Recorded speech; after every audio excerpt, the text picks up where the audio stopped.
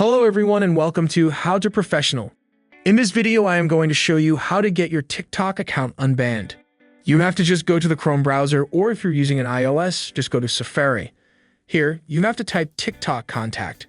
Basically, you will click on the Contact TikTok link, which will take you to the Help Center. So just click on this link to visit support.tiktok.com. Scroll to the bottom and try to find the Help Center. Alternatively, you can use the search bar to type in Unbanned or your ban. This will provide you with information on why your account has been banned.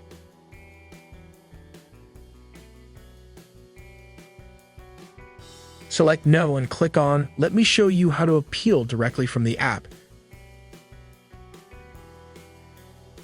You will be redirected to a new page. Scroll down to find the option to appeal. Enter your email address, username, and select the topic of the ban.